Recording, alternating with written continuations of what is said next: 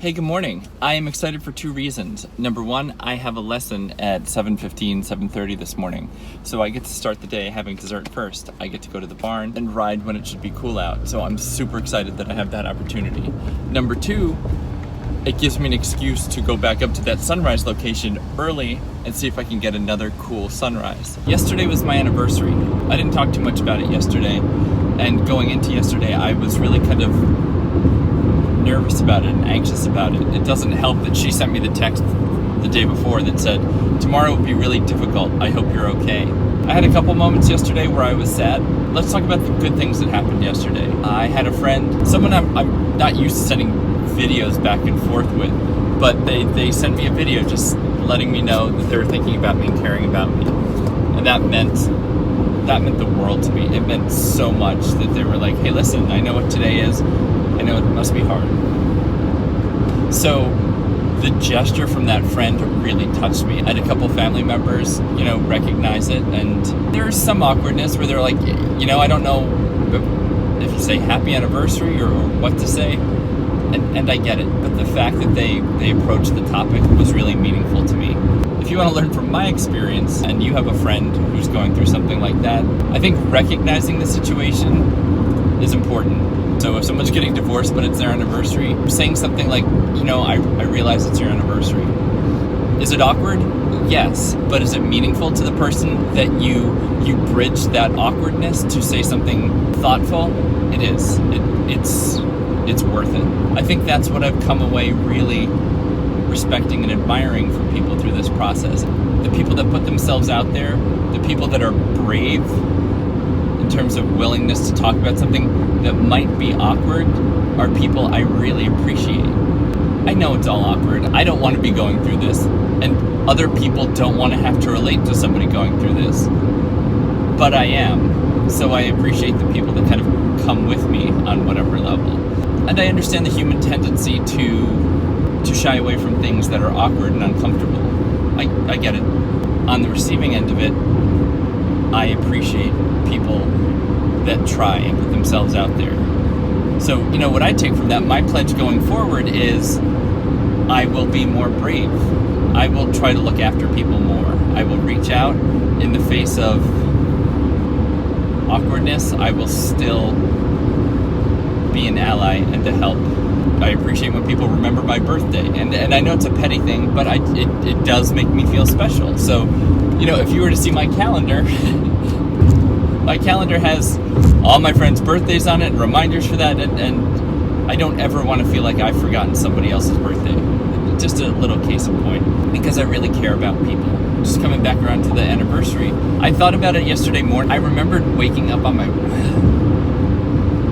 See, I still get choked up. It's tough, but I remember waking up on my wedding day and being excited. I couldn't sleep well that night because I was excited. I remember waking up at like 2:45, 3 o'clock in the morning and just being awake and being like, dude, you have to sleep or else you're going to look like hell in all of the pictures. That was literally my thought because I'm apparently really vain. And the irony is now those pictures don't really matter anymore. That's kind of an unfortunate tale to the story. But that day, when I woke up early, I was excited. We didn't spend the night before our wedding apart. We were together, and it was sweet, and it was lovely, and it was as it should be. And then that morning, I got up and I went out. And it was a while before my, the bridal party was my brother and my best friend John. It was going to be a couple hours till they got there. So I just went out and I walked around La Jolla. And it was this charmed feeling of like I felt so lucky because I was getting married in a few hours. And it was like I had this happy secret that nobody else knew. You kind of want to like tell everybody, but nobody really cared. Nobody's going to be like, oh my God, that's amazing. Married? Whoa, you? That was my feeling because I never thought I'd get married. So the fact that I was amazing. So I thought about it. I thought about my wedding when I first got up yesterday.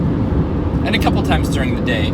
I mean, it didn't flatten me. This process has been fascinating because of what people have predicted. I have one friend who was like, things you think are going to destroy you won't, and things you don't even see coming will hit you upside the head harder than you could even imagine.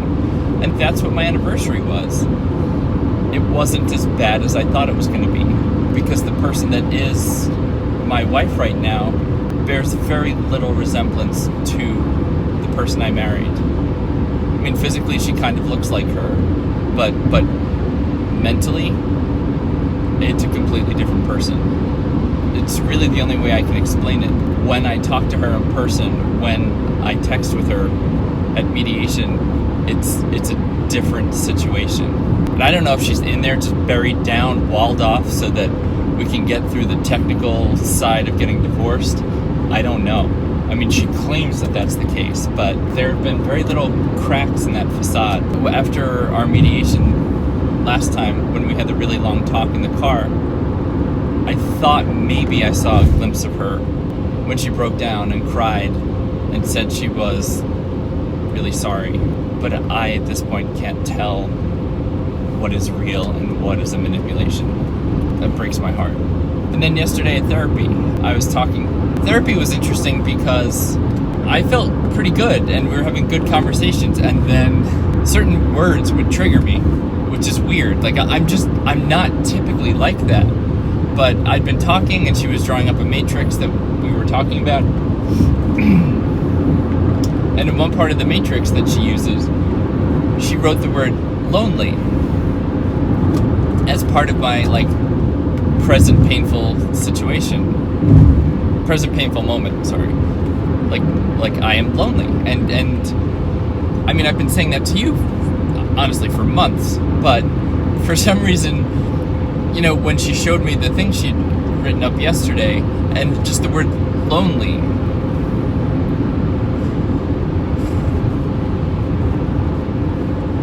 for some reason, that hit me. It was like a physical representation of what I've been talking about to you, but it was just there. It was just lonely. And then I looked at the clock during therapy and realized it was to the minute, like when I got married. And that hit me kind of hard. I definitely, choked up and needed a minute. But, I mean, my wedding remains my favorite day of my life, the happiest day of my life, the coming together of all the people that I love in the same place, in the same room, supporting me, supporting her, supporting us going into this new life together. It was a wonderful experience. And I don't believe that can get taken away. In the midst of all this ugliness that is our getting divorced, it's still my favorite day. And my rehearsal dinner, my second favorite day. And the trip to Chile last year was, it was when I got happy again. It was when I came back into being, because last summer was hard because of her leg break. And I do wonder sometimes if it was actually as hard as she made it seem, or if part of it was so hard because she was thinking about other people. I don't know anymore, and that stinks. I will never know. Oh my God, it's beautiful. I'm going to switch the camera.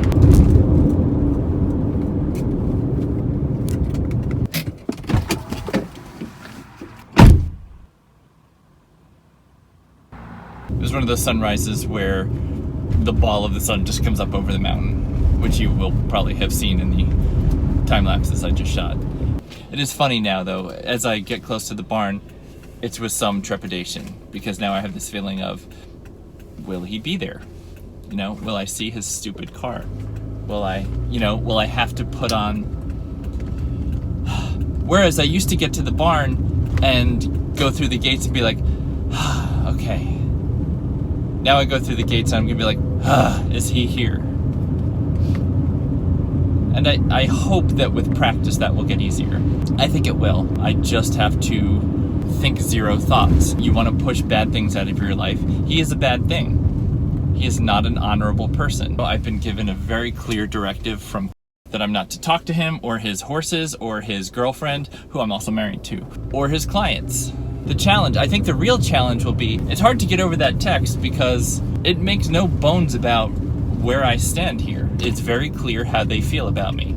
I'm super nice, but don't represent any money, so they are going to take care of their little dressage queen who does represent money.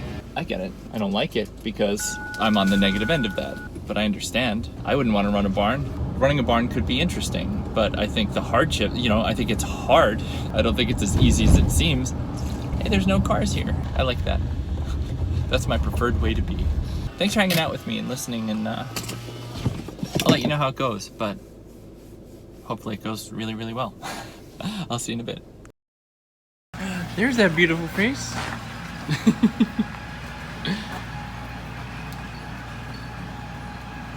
He's excited.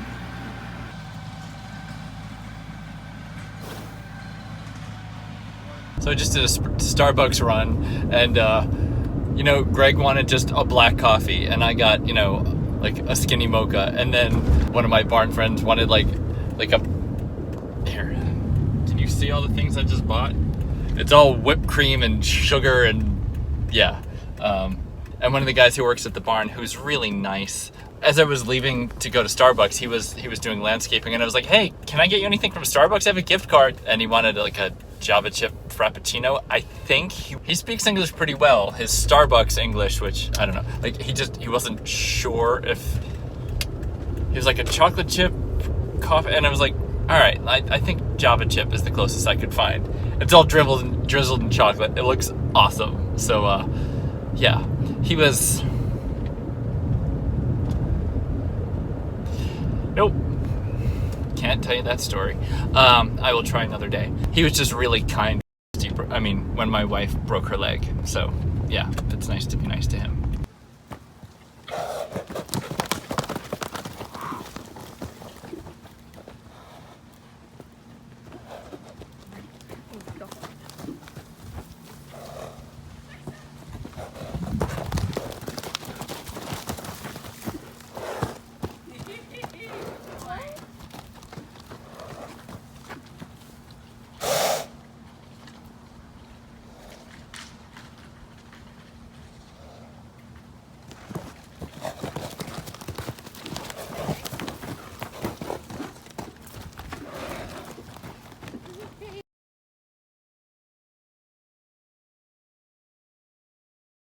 Introduce yourself.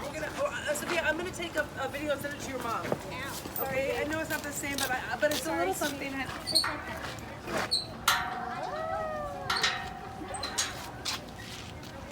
Well, hi. What surprisingly long day at the barn. It's 6 o'clock. I got to the barn at 6:45 this morning. I've been at the barn for 12 hours. This is the best part of summer. This is really special. Man, it was just a really easy way to spend 12 hours. It was relaxed and wonderful.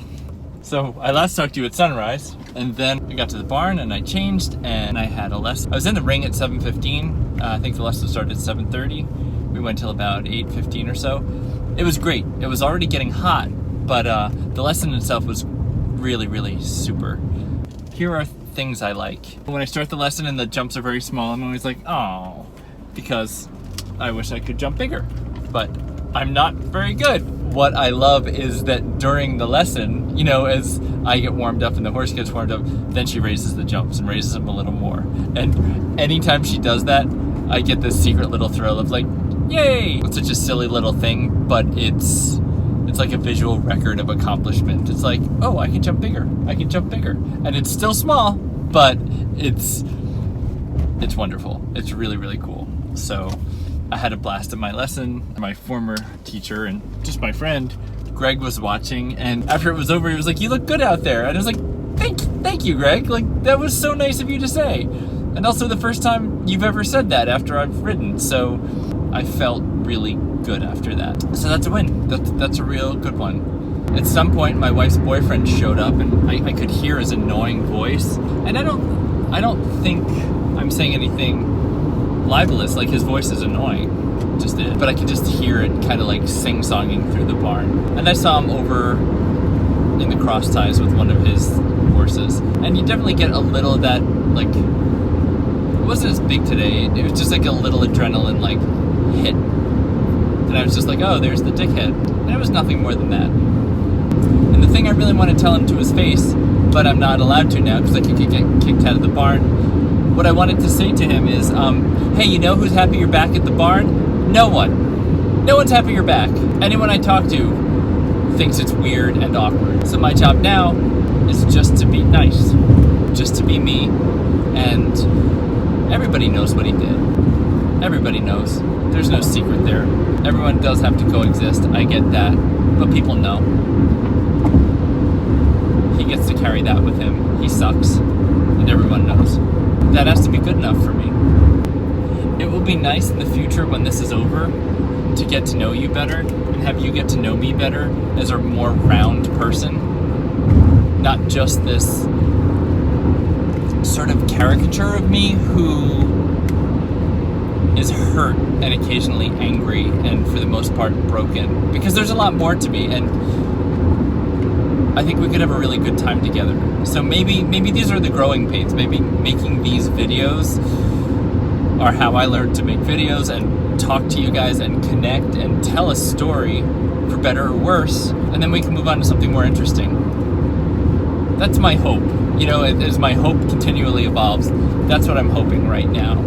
I hope she leaves soon. I hope I can start to get my life together. And I think I will.